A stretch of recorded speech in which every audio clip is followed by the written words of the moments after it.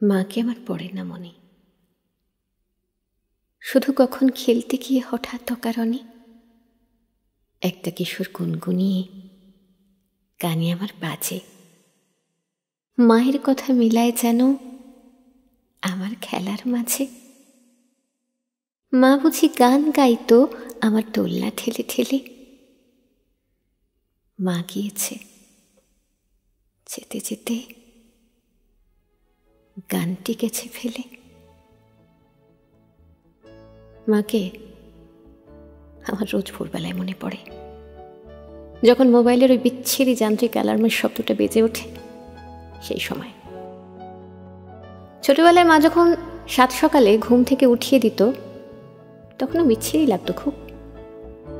বিশেষ করে এক একটা দিন, যেদিন কিছুতেই বিছানা ছেড়ে উঠছি না, অথচ মা জোর করে ফ্যানটা বন্ধ করে দিয়ে ঘর থেকে বেরিয়ে চলে গেল। ঘুম থেকে উঠে মায়ের উপর খুব রাগ হতো। কি হয় যদি আরও কিছুক্ষণ, আরও মিনিট 15 বা আরও আধ ঘন্টা বিছানায় শুয়ে থাকি তো? এখন ঘুম ভাঙে অ্যালার্মের যান্ত্রিক শব্দে।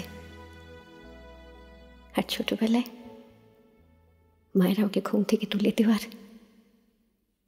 ওই নানান অজুহাতগুলো মিস করা দিয়ে। মাকে আমার পড়ে না মনে, শুধু যখন আশ্বিনেতে ভোরের শিউলি বনে শিশির ভেজা হাওয়া পেয়ে ফুলের গন্ধ আসে, তখন কেন মায়ের কথা আমার মনে ভাসে। কবে বুঝি আনত মাসেই ফুলের সাজি বই, পুজোর গন্ধ আসে যে তাই মায়ের গন্ধ হই। বড় হয়ে আমার বলছি সবাই চাকরি পেয়ে গেল, বন্ধু বান্ধব, তুতু ভাই বোনেরা। আমি তখনও একটার পর একটা চাকরির ইন্টারভিউ দিচ্ছি, আর সেই সাথে নানা কোর্স করে বেড়াচ্ছি চাকরির জন্য। তবু ভাগ্যে শিখেছিচ্ছে না। মাঝে মাঝে শুনতাম মায়ের আক্ষেপ, ছোটবেলায় যদি একটু মন দিয়ে ওদের মতো পড়াশোনা করতিস, তাহলে এতদিনে তোর চাকরিটাও হয়ে যেত।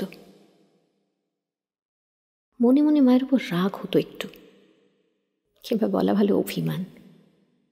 চিরকাল মধ্যমানের রেজাল্ট করাই আমিকে যে মা সারা জীবন সবার সামনে প্রোটেক্ট করেছে, সে কি এরকম বললে চলে? সবাই তখন নিজের রোজগারের টাকায় নিজের শৌখিনতা পূরণ করছে, আর আমার হাত ফাঁকা। বড় মনে পড়ে সেই পুজোগুলোর কথা, যখন এই রোজগারহীন আমির পছন্দের জিনিসগুলো মা নিজের হাত খরচের টাকা থেকে বাঁচিয়ে আমার সামনে তুলে ধরে বলতো, কিরে এবার একটু মন ভালো হলো তো? না এমনি দিচ্ছি না, জানি চাকরিটা তুই পেয়ে যাবি, আর তখন কিন্তু পুজোর সময় আমার 5খানা শাড়ি চাই। পুজো আসে প্রতি বছর, মা আসেন প্রতি বছর,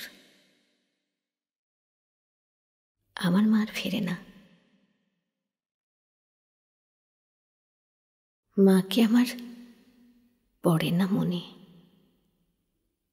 শুধু যখন বসে গিয়ে শোবার ঘরের কোণে জানলা থেকে তাকাই দূরে নীল আকাশের দিকে, মনে হয় মা আমার পানে চাইছে অনিমিখে।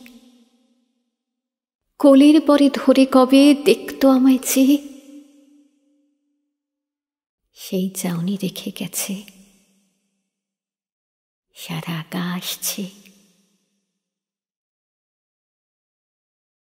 শেষ দিকটায় মা বড় অসহিষ্ণু হয়ে পড়েছিল, আর আমি একটু স্বার্থপর। ফোন করে অফিসে যখন তখন বলতো, হ্যাঁ রে খেয়েছিস তো? ইয়ার এন্ডের টার্গেট চলছে, ফিরতে বাড়িতে রাত হলে তার ভয় ভাবনা অভিযোগ সব কিছু বেড়ে যেত।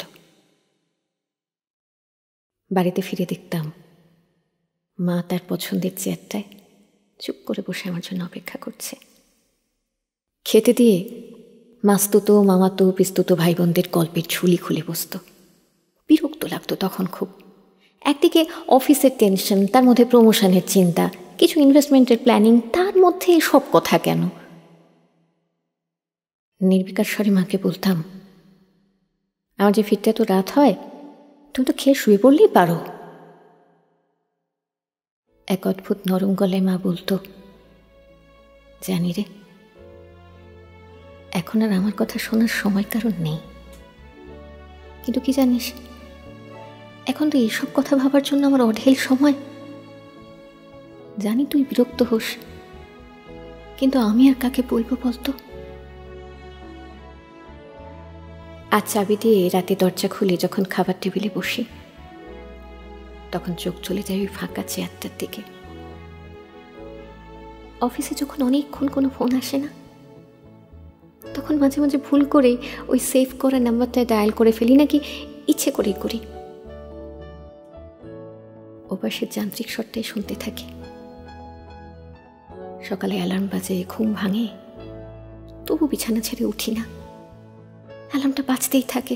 মাকে আজ আমার বড্ড বেশি মনে পড়ে, বড্ড বেশি মনে পড়ে।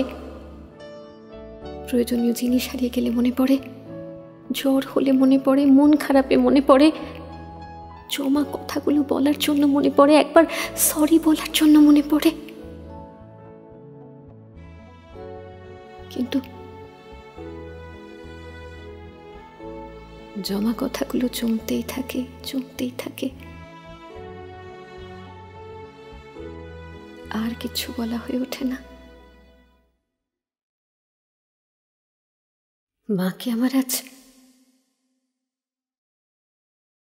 বড্ড বেশি মনে পড়ে।